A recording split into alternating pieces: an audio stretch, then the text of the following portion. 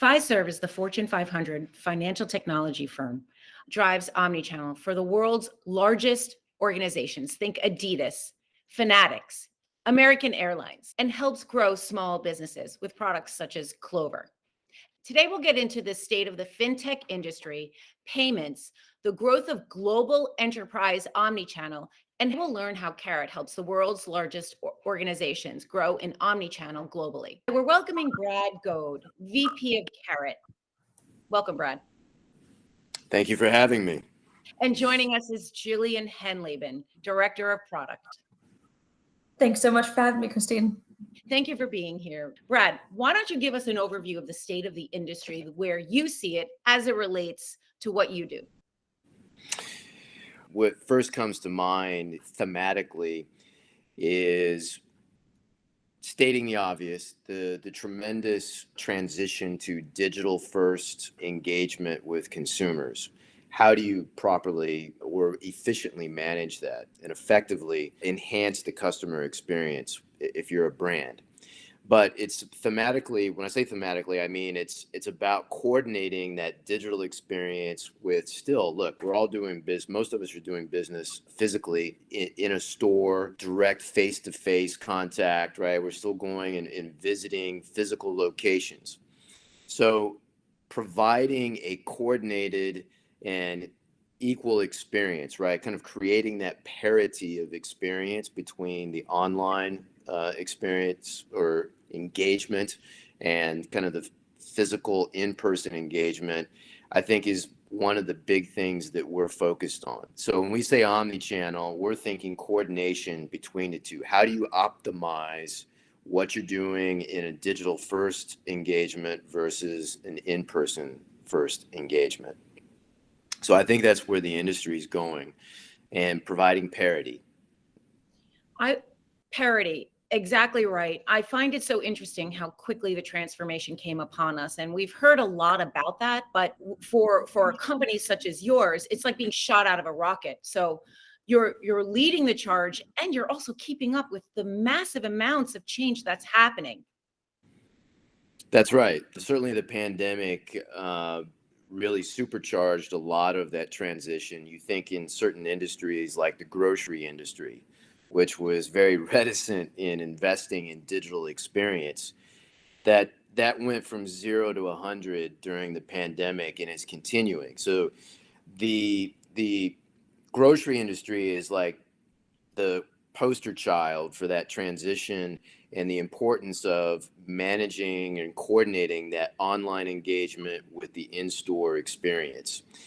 And that's where we're focused. But there's also now this ever-growing abundance of data and how you use it, right? We've been talking about data for years, but now when you talk about digital experiences, it's how do you more effectively use that data to maximize, intelligently optimize your engagement with your consumer. And that's where we are. That's what we're focused on. It's not so much about payments, because that's our baseline, that's our core.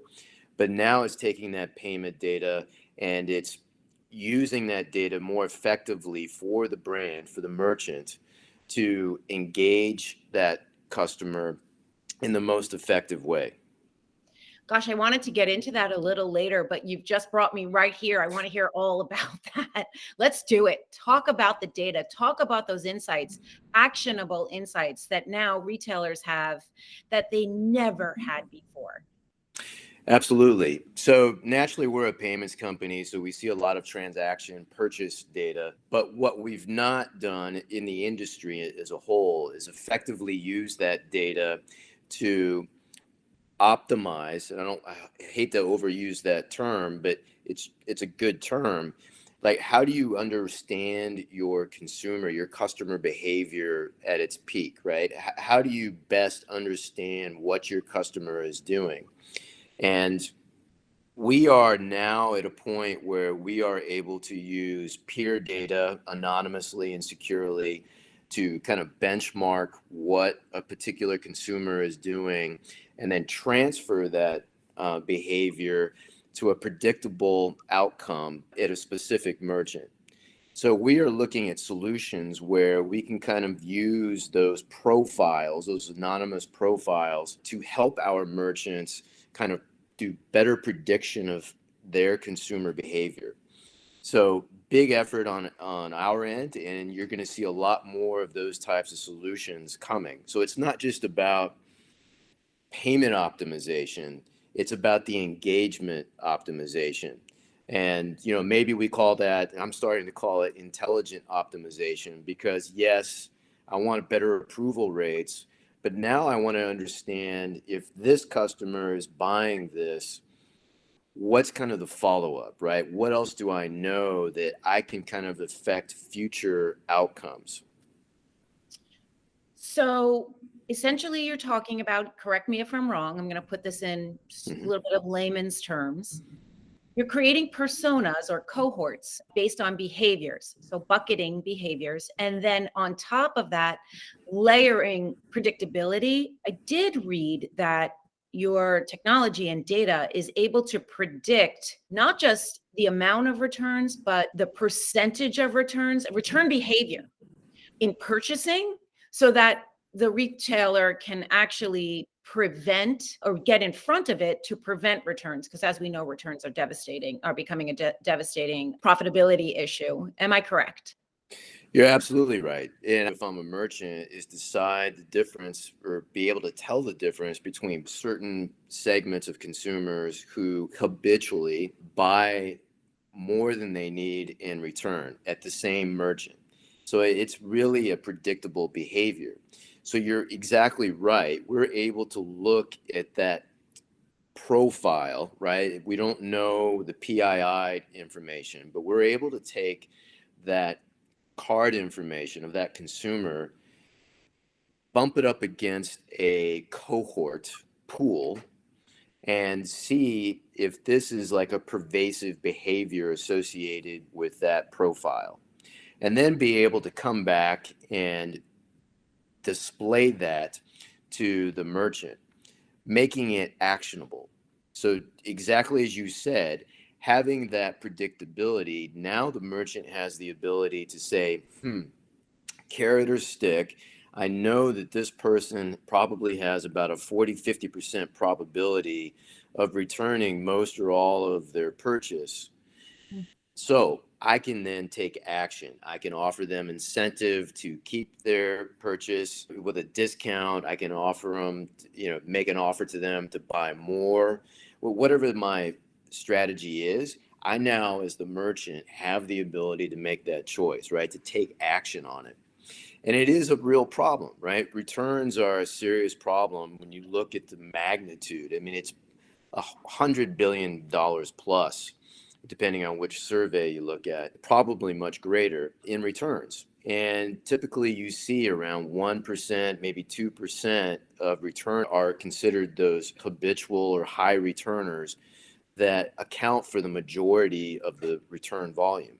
So if you can make just a minor impact on how they purchase to begin with, you can save a tremendous amount of money on the back end operationally. So those are the kinds of things, exactly as you said, that we're looking into and we're now able to deliver. One of the ways to service a habitual returner is to feed them a lot of information. If you go to the hardware store and you buy 3 tools and you go home and try it and keep the one that you like, it means you weren't really getting good customer service, where you were able to say, I'm doing this and I need a tool. And then, so you served yourself by saying, it's probably one of these.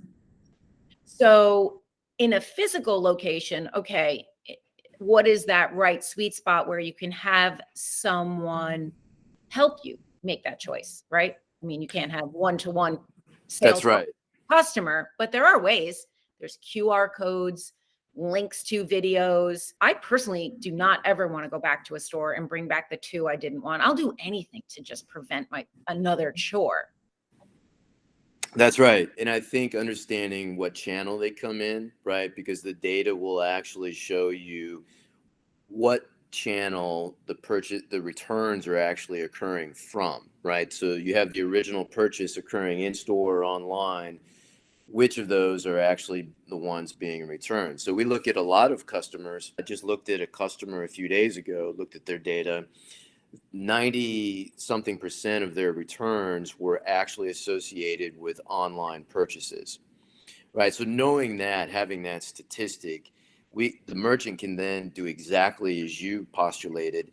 They can then do the proper training, proper education, manipulate their website. They can identify that customer at the time of checkout, right? Because that's what we're talking about, is identifying that profile. They're a high returner. Now I can start flashing instructional videos. I mean, do you have the right part? Do you have the right item? Here's some instructional or informational pages or videos.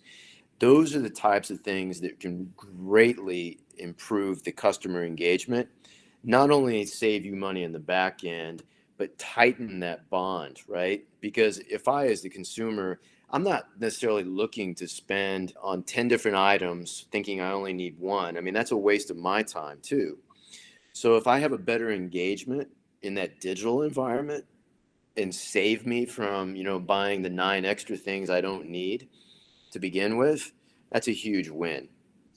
So let's just recap that. That's very interesting, because I was thinking you would look at the returner cohort, then you would look at the product, maybe identify some problem in the product listing. Maybe the photo's not great. Maybe the description's not great. Maybe it could use some form of a video. And those are some things. But what you're saying, you can also at checkout preemptively, before they press buy, give them some additional unique to them information that versus just being on the product page where everybody sees the information. But at checkout, you can actually load some videos there. So I think the idea, Christine, is that the merchant would have the option to action as they see fit, right? I'm not a retailer. We don't purport to be retailers, but we're trying to give the retailer a tool that they can use to take action. So if during the checkout, customers entered their card number, we do this check against, we do our scoring against our database and come back and that card is identified as a high returner. Before checkout is completed, maybe the merchant wants to introduce those instructional videos or, are you sure that this is what you want, right? They can treat the engagement as they see fit. That's the cool thing, right? We're actually providing an actionable piece of data. This particular product that we're talking about right now is returns optimization. It's part of our data solutions portfolio of services associated or based on payment data, right? Both for that specific merchant and the broader kind of Fiserv view between what we see as a payment processor and also as an issuer. Because don't forget, Fiserv is one of the largest issuer processors for financial institutions. So we have a breadth of data that few can emulate. We're able to take that, provide it. What we're not going to do at this time is say, we've got this profile and we can associate it with whatever this customer has done at other places. I think that's probably getting into a bit of a gray area where we're not comfortable yet. So we are trying to keep it very focused, very simple, by coming back to the merchant and saying, hey, this person scored pretty high, in terms of being a high returner. So from a predictability standpoint, we're very confident that you're going to have a return associated with this purchase. All the other data we're going to leave for the merchant because that's their data, right? All the click-through information, we're not going to see that. And Jillian might have a view on this as well. Jillian, anything that you might add to that? Yeah, just to, I guess, add or build on to the point that you were making, Brad, we're very focused on, one, keeping our data strictly anonymous. It's very important that we solve for real focused use cases for our merchants, while still keeping this kind of broad scope of consumer data that we have completely anonymous. So Christine is about kind of nuggets of information that we believe we can start sending to our merchants. Returns optimization is a great example of how we can look at cardholder behavior, both within a merchant location as well as across our ecosystem, and make recommendations through scoring, right? So this cardholder has a high propensity to return, and the merchant now has the opportunity to say, why do we believe this shopper is making a return? Is it because of lack of product information, which is kind of the use case you guys were going? Is it because this shopper is looking for a speed, right? So should I maybe offer 2-day shipping so that I can get that shopper to keep their product and not make a return? Would a gift card get this shopper to keep their product and come back again so I can still maintain a sense of loyalty with them? So returns is a great use case where we're taking a very focused problem and solving for it through our data. I think, Brad will get into some of these other products that we have coming down the hopper, but whether it's payments optimization, as you start looking at solving for the problem of chargebacks and kind of some of the unique ways that we're looking at our data to solve that problem, or if you start thinking about loyalty and moving more into this stealth offers, kind of not quite personalization, right? I think personalization gets used frequently, but you start getting into knowing your customer when you get there. That is absolutely on our data roadmap and problems that we're hoping we can solve for in the next 12, 18 months. Thank you. Let's talk about connected commerce. Mm-hmm. One of the things I read is a major focus is a case study. A client is refueling their car, and there's a connection between Amazon, ExxonMobil, and Fiserv through connected commerce, enabling the customer to voice enable pay for gas. Mm-hmm. Is this coming through Carat? Yes. What's actually happening is we are providing the coordination between your Amazon application on your phone or in the head unit of the car, or when Amazon was selling, the kind of aftermarket installs of the Alexa device to put in your car. We coordinate the device with the car, with the gas station and the pump, right? It's a complicated system. We are actually connecting all of those points and coordinating it. So we're actually going from Alexa, which is the actual method of payment, to the payment system, and then coordinating it to the pump activation system. So literally what we are doing is allowing or enabling Alexa Pay, to say, hey, pay for gas on pump number 6. We identify that you are actually there at pump number 6 and authorize the pump to activate so that you can pump gas into your car. So that's a great example. We launched that 2 years ago. It was another one of our partnerships with a number of the players in the industry. That's an amazing, I think that's a good indication of where things can go. Voice commerce is actually probably lagging behind in terms of transformation that we've seen, but I think there's just been so many other things that came about that it really is, it's like a nice to have versus a must have. And a lot of what is going on in the industry is an absolute must have. So what are your thoughts on digital wallets? So Jillian and I will laugh and smile at that one. I was just at a conference yesterday talking about kind of the future evolution of payments in the customer engagement experience, or the customer experience. Wallets, we think, are a extremely important piece of the next big phase in merchant engagement, for a number of reasons, right? A lot of us thought 10 years ago, we got smartphones now, it seems to make sense, but adoption was really slow. Now, Jillian and I have a hard time getting through a day without another merchant asking about a wallet function for their app. So what we have now is the ability to transform any merchant's mobile app into a virtual wallet and emulate the Starbucks experience, right? Where basically you have credit on your application, your mobile app, to walk into the store or online and execute a payment from that stored value, that credit. That is now proliferating like mad across multiple verticals, whether it's gaming, it's grocery, it's retail, petro and convenience. You see that replicating. So wallets and the basic utilities you think of as a wallet, so identification, offers, maybe you stick a coupon in your wallet, contacts.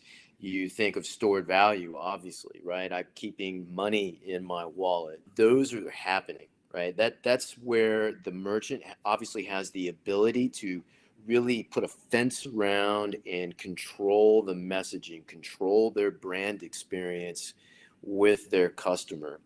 And again, a few years ago, we knew wallets were going to be hot, but I think we're all kind of surprised about the sustainability and the roadmap ahead on wallets, because every merchant has the ability to become kind of a quasi financial services company.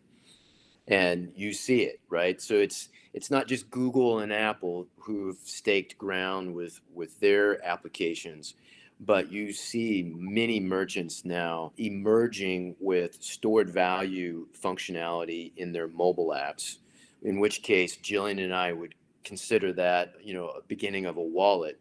And then you start lumping in loyalty management into that application, into that wallet. So we think for the next several years, you're going to see a lot of activity around wallets. It's kind of the new frontier for consumer engagement and kind of managing your consumer experience, your brand experience. So to summarize, wallets have risen in priority and hierarchy on the world's largest omni-channel retailers roadmap, and they go to you to help them get it going. Yeah, when you think about Fiserv and Carat, so certainly from the Carat perspective, our job and our charter is to coordinate all of these different wallet utilities, all these different wallet functions. And from a broader Fiserv perspective, this is our core business because we do account processing for financial institutions, right? So we naturally have the infrastructure to provide or emulate a bank account. Don't call it a bank account if it's at a merchant, it's just a stored value account, but we have the ledgering system to manage it. And then be able to think about how that now kind of segues into alternative payments, meaning now I have the ability as the merchant not only to better manage my engagement with my consumer, with my customer, I now have the ability to start thinking about, okay, now I can do alternative payments. I can get around Visa and MasterCard. I can start thinking about different experiences. At some point, I'm going to have some sort of crypto experience, not because it's the cool thing to do, but because crypto is actually going to enable different types of data to be exchanged between consumer and merchant, and then facilitate use cases we haven't even thought about yet. But you can be guaranteed that stored value and loyalty and a couple of other functions are going to be the core pieces of wallets and the consumer experience with merchants over the next several years. You raise an interesting point, and the industry does refer to non-traditional payments as alternative payments. And my word choice is additional payments, because alternative is a little sort of like off the grid, a little Devo, who we love, but we're way past that.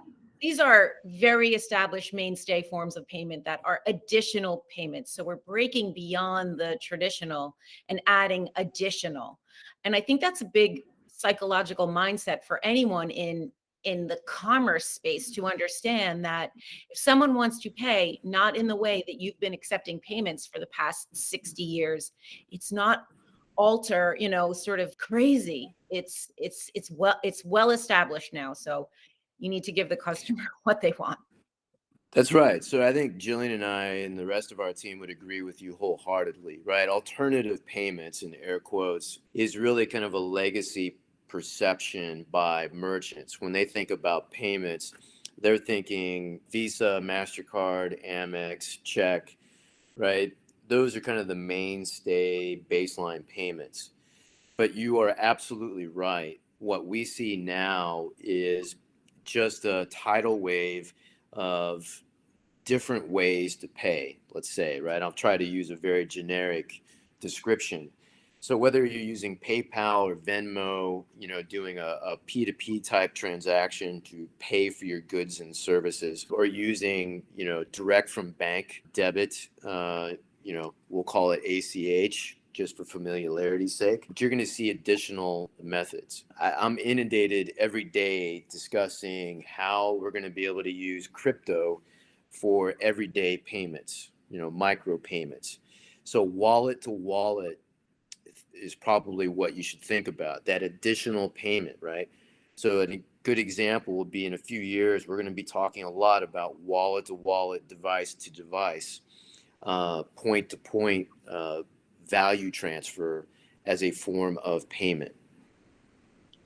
I want to talk about an observation in terms of how I see Carat, Fiserv servicing omnichannel and e-com in a very broad way. I see you at the biggest scale with Carat working with the world's largest omnichannel organizations, and yet you have Clover, and you're in the SMB world as well. So you really are from top to tail servicing the entire ecosystem. I'd like to hear about that briefly, and then I want to talk about a case study, and then we're done. Sure. So I think when we talk about omnichannel and we talk about parity of experience between in-store or digital first type of experience and making sure that those are coordinated, no different for SMBs. And our Clover business is very focused on that coordination between, let's call it cloud experience for an SMB as opposed to an in-store experience. They're no different. In fact, they may have been affected even more by the pandemic, small businesses, by the need to do their commerce, right? Execute their customer engagement in a digital first environment. And what we're focused on is how do we protect those businesses from being disintermediated, right? So we could spend a whole another couple hours talking about all the kind of events in the industry that disintermediates brands from their consumers. But what we're focused on is using this data, not just at the enterprise level when we think about Carat, but also Clover, our SMB business, doing the same thing. How do we flow those kind of data-driven engagements down to the SMB level? It's no different. It's the scale at which you deliver those solutions. So my response to your question is that it's the same. We're focused on delivering those same types of insights to our SMBs. And that's been from the onset, one of Clover's biggest attributes. I think it's interesting that you're bifurcated, and I think that it rounds out what you do and rounds out your data, which is the most valuable piece of the puzzle, so to speak. Let's talk case study. There are all kinds of things we could talk about. So I think from an omni-channel perspective and actually growing a business or sustaining a business, a passion project for me is the EBT product, where we have gone from zero to now literally having hundreds of merchants be able to process EBT online and protect their consumer engagement and providing that parity, right? That's just an easy layup example of the coordination that we do between in-store and digital first.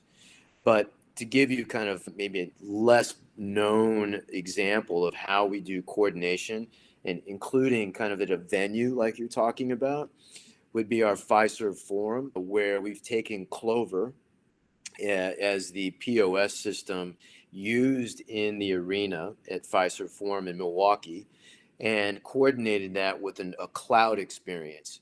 So being able to process orders online in an app while you're sitting in your seat and being able to pick up without waiting in line, right? Those types of coordinated in-person cloud experiences, we've got all kinds of examples. You mentioned a great one with the Alexa Pay at ExxonMobil. That's another one, voice activation and coordinating pump and location information. We have a number of different use cases that we could allude to in retail using data to optimize authorization. There is a lot happening around data, and what we're trying to do is keep it simple, because one of the charters or mandates that we have within Fiserv generally, but specifically Carat, is making a lot of these kind of complicated behind the curtain, the Wizard of Oz things going on, make them simple, make them consumable for the merchant. And so when we talk about keeping returns optimization focused, what I've learned from and have a lot of battle scars from is overcomplicating a lot of solutions. So Jillian will tell you, returns optimization as an example, keep it focused. If we can just identify those high returners and modify even just a small portion of them and modify their behavior and eliminate returns, then we have a 10x ROI on the investment, right? Because of the savings on sales, let alone operational expense for processing returns, is enormous. So there's easy at 10x, and it's more likely 20x when we talk to a customer about using returns optimization data, identifying those high returners. So Carat is squarely planted at the intersection of benefiting omni-channel businesses, worldwide organizations with data and actionable, simple insights. And yet the customer also benefits for seeing next level future retail, where you are using your voice, you're at your seat at the stadium, you're getting your jersey and your hot dog and your beer, and you're not waiting on that line and living in that analog world. So at that intersection, Carat is at the center, providing both of those experiences. That's right. It's all about how we drive the engagement and ultimately higher value engagement in the form of higher margins or just net new revenue, like net incremental revenue, because you've strengthened that engagement with your customer. So we do not think about payment processing in a box over here, right? I think probably the market perception of someone of Fiserv's size and scale is that we're a big behemoth, focused on payment processing and transaction volume. Nothing could be further from the truth. Jillian and I would tell you that our focus, number one focus, is on simple consumption of our services that drive better engagement, which result in more commerce. So we start with, how do we help our merchants drive more commerce, and then kind of work our way back. Payments is just kind of the foundational element. We're looking to leverage that data. So what I'm hearing is, within the legacy business, a large business that by nature would maybe not be as innovative, within that organization, as that is well established, you have this innovation service that's driving the future of retail. Yeah, I think people just don't realize that, but we very much pride ourselves in Carat as being an innovation group and coming up with new ways for merchants to leverage their existing business without big investment, right? I mean, that's the home run. If you can come up with ways to use the infrastructure that's there, but maximize your margin and maximize your revenue. Again, intelligent optimization, if I can use that term, right? You're optimizing your customer engagement, you're optimizing your implementation and the way you consume your services, and you're optimizing your payments. And that's the charter of Carat. I thank you. Brad, Jillian, I thank you for your time. I think people learned a lot about how innovative Carat is and how it should be looked at as a standalone innovation company driving optimization. Thank you for having us. Thank you, Christine.